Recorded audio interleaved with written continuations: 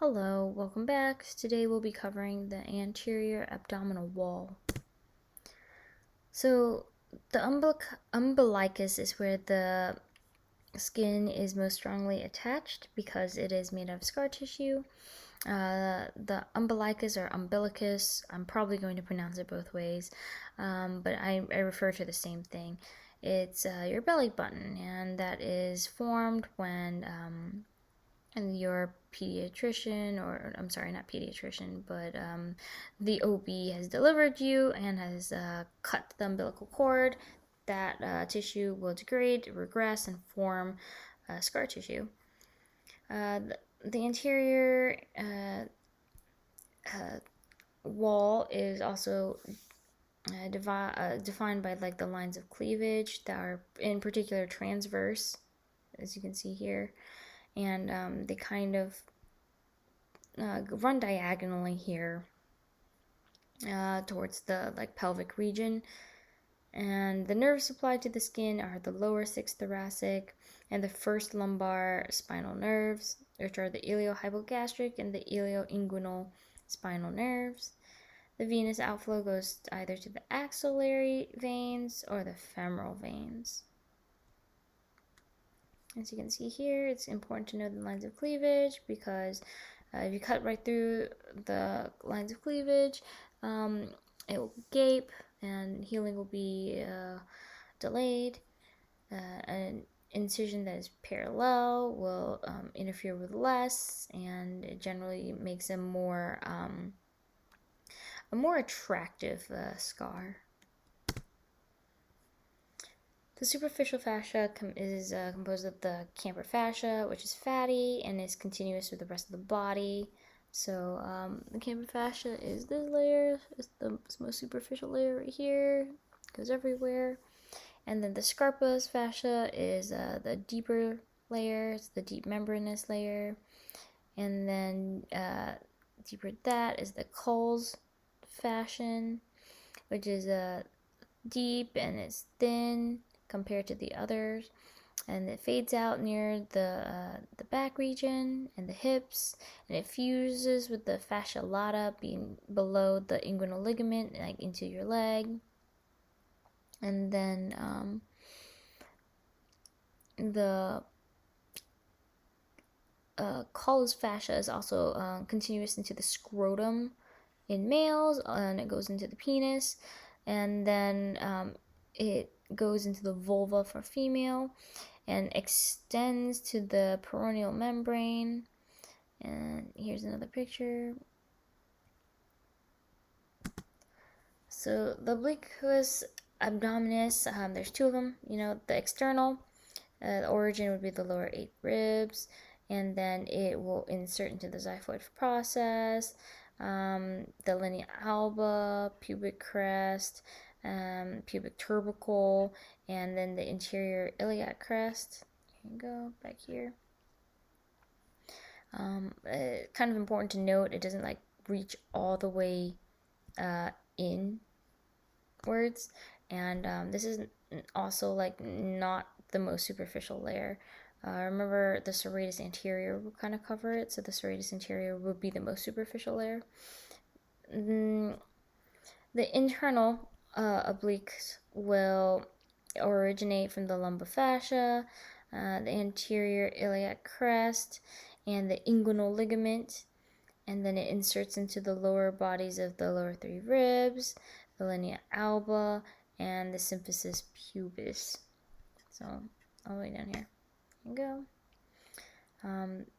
As you can see here, it's kind of like it covers around this area, but the external oblique will cover parts of the internal obliques.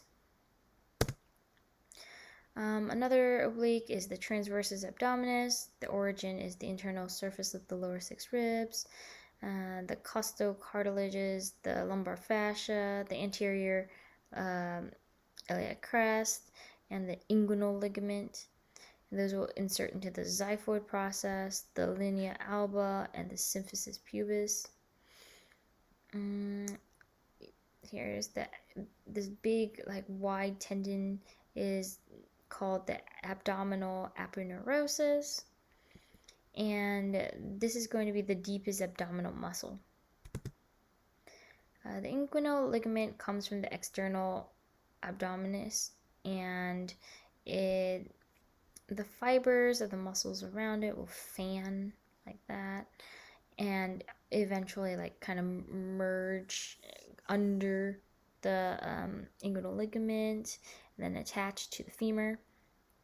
The transverse abdominis origin is, as you recall, the internal surface of the rib, and the psoas.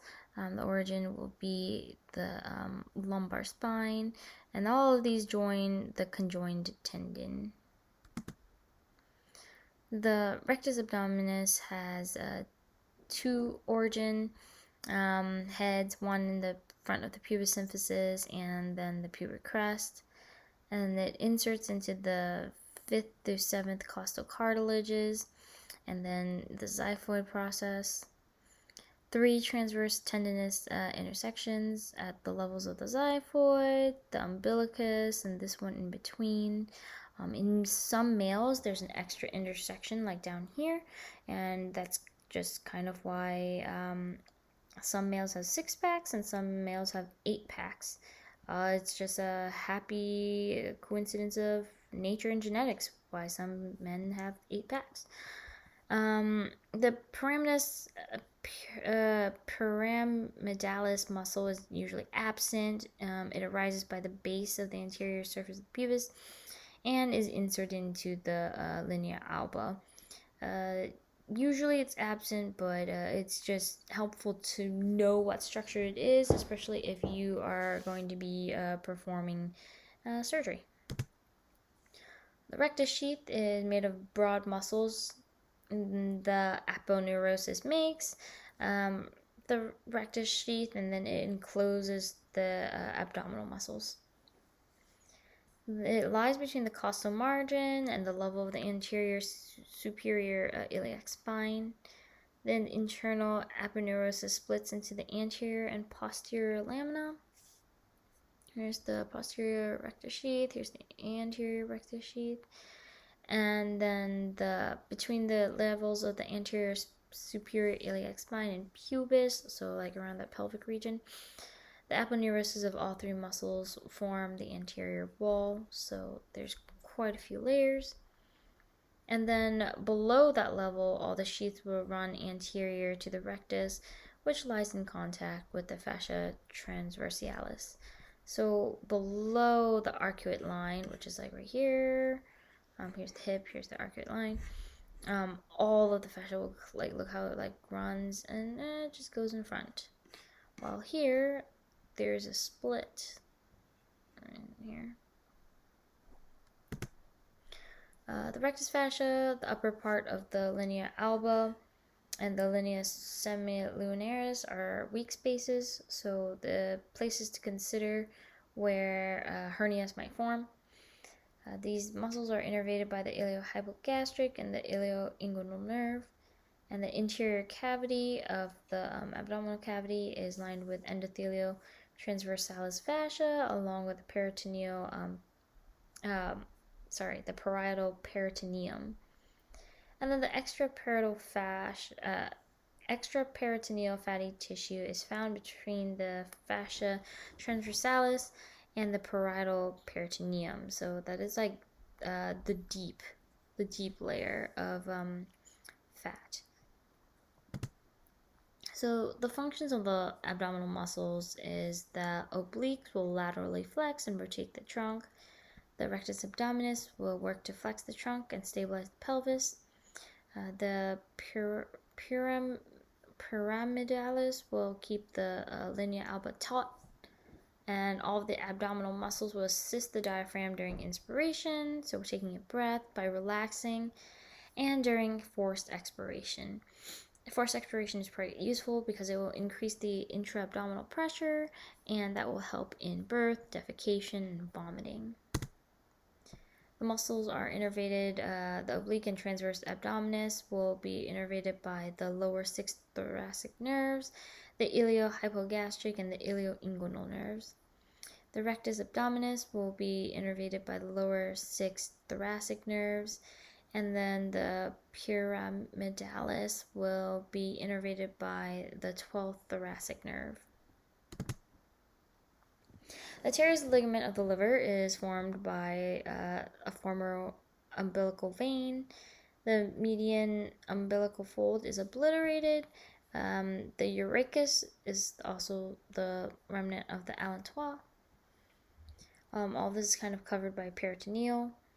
The medial umbilical folds were obliterated umbilical arteries, and the lateral umbilical cord folds over the inferior epigastric vessel.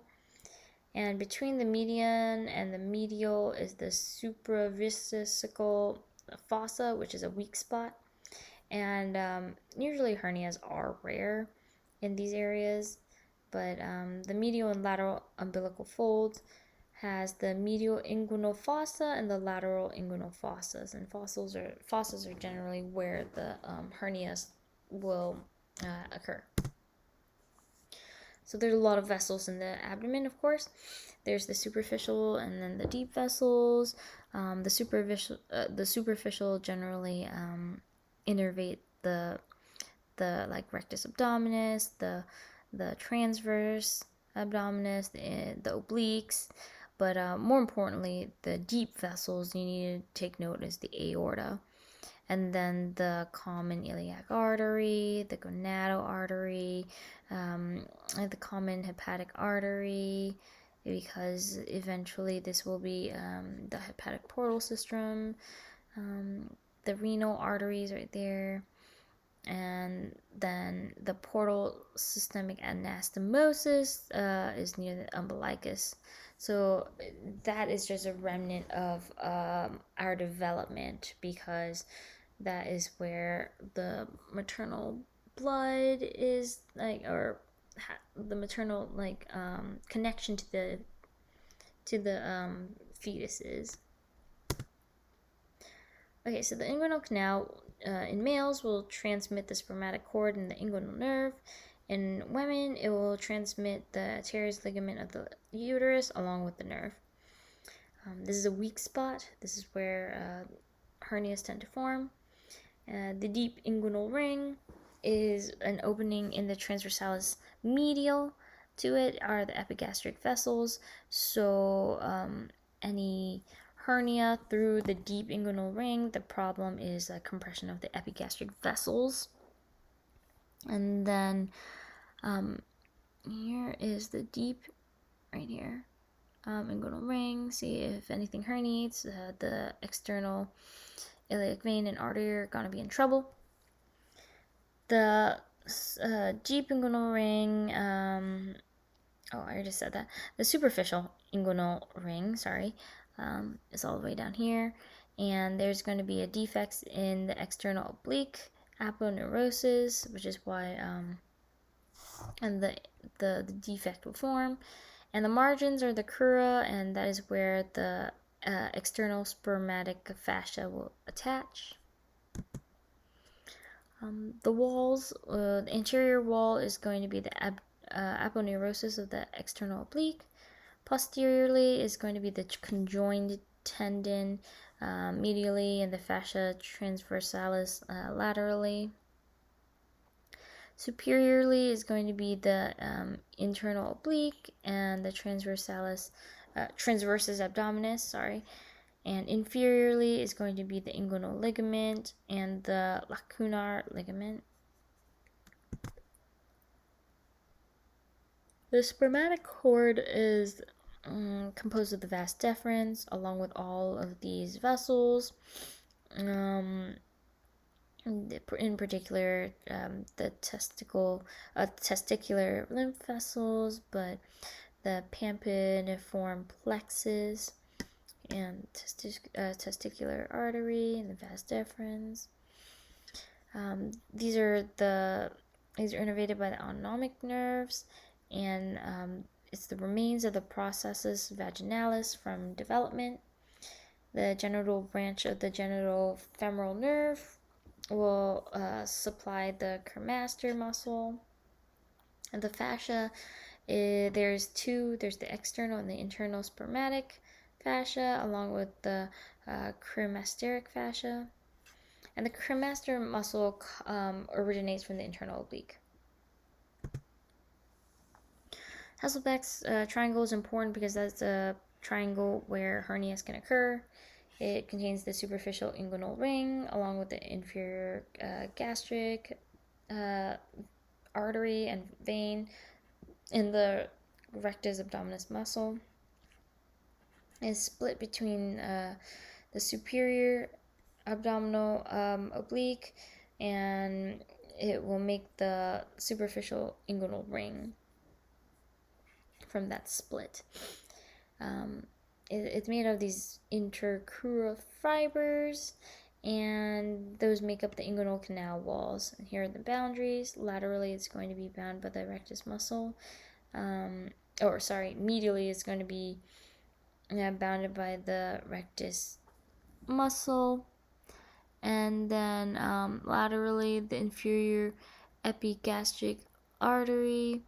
And then below, by the inguinal ligament. Okay, so let's go into the hernias. Hernias are made out of a sac, the contents of the sac, and the diverticulum of the peritoneum. Indirect hernia is a protrusion of the abdominal contents through the entire inguinal canal. So remember that how kind of narrow that that canal is. Here, the intestines will be forced through it, causing a very painful condition. The congenital vaginalis remnant can also cause the hernia, and this particular hernia, the indirect hernia, is more common in young males because this is where the testes descend. So once the testes descend, it can also accidentally pull the intestines with them.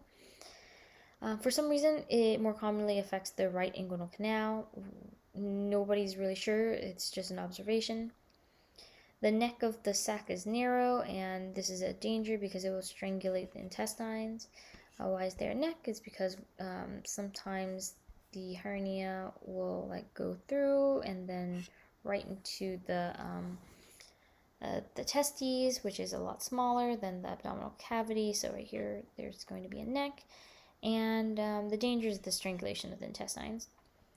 Direct hernias are not as bad. There's just a plain bulge forward, but more importantly, there's no strangulation. So no strangulation, no threat of bursting, and no threat of infection. Okay, so the umbilical hernia, there is the congenital one, which is caused by the failure of the midgut to retract. Here it is. You'll see it's covered by the peritoneum, and these are all the intestines. The acquired infantile is caused by the weakness in the scar of the umbilicus in the linea alba, and mostly it corrects by themselves. In some rare cases, when the child reaches almost preschool ages, it hasn't closed, and that is definitely a time for surgical intervention. An acquired adult umbilical hernia is more of a para-umbilical hernia. It doesn't protrude through the umbilicus. Instead, the hernial sac will protrude through the linea alba, and this is more common in women because of childbirth and pregnancies. The epigastric hernias occur in the widest band of the linea alba. Remember, up here is wide, down here is thin and strong, here is wide and weak. This can occur within anywhere of this region, and it usually begins as a smaller protrusion of extra peritoneal fat between the fibers of the linea alba, and then over time the fat is forced through the linea alba, and the linea alba gets weaker, and then the little fat pocket will drag behind it a small peritoneal sac. And the body of the sac generally contains the greater omentum, and this is more common in middle-aged male manual workers, ones who do a lot of work in heavy lifting. in the meantime, separation of recti abdominis, also known as diastasis recti, occur in women. This is because the aponeurosis forming the rectus sheath becomes excessively stretched. This occurs in women who give birth to children that are very large, like a 10-pound baby, or women that have given birth many, many times. So it's going to be a wide hernial sac, so there's not going to be any risk of strangulation. The way to fix this is surgery. The surgeon will knit the abdominal muscles together, and honestly, the patient can live without having this surgery, because the only thing affected would be the patient would be weaker when it comes to terms of like sit-ups or whatever. But this also occurs in more like elderly ladies, so it's more of a aesthetics problem. Okay, so Spigelian hernias are the rarest, and it is the hernia through the linea semilunaris and the aponeurosis of the transverse abdominis lateral to the rectus sheath. As you can see here, here is the zone, and it usually occurs below the level of the umbilicus, and the neck of the sac, is narrow, so adhesion and strangulation of the intestines is a risk factor. Okay, so incisional hernias are common. It usually occurs because the postoperative hernia is generally when one of the segmental nerves supplying the muscles of the anterior abdominal wall has been cut, and it weakens the muscle, so the tone is decreased, letting the bulging occur. This one, the risk is for infection and necrosis, of course, because patient has gone through surgery. There is always a chance of introducing some foreign material in. Strangulation is rare because generally a neck isn't made.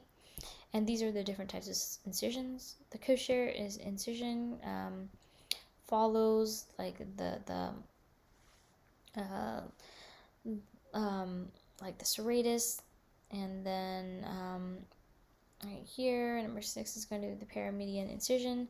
That's kind of like what surgeons go for, because nobody goes right down the abdominal wall anymore. Nobody cuts right along the linea alba, because the linea alba is an aponeurosis. It's a tendon, and it heals quite poorly. So those patients have a long recovery, and a lot of the times they're at risk for another herniation because the tendons are weakened. These are all the other types of incisions. Important incision to note, is number 9, the Phalansteal incision, because this is the incision for a cesarean. Okay, thank you for your attention. Good luck studying.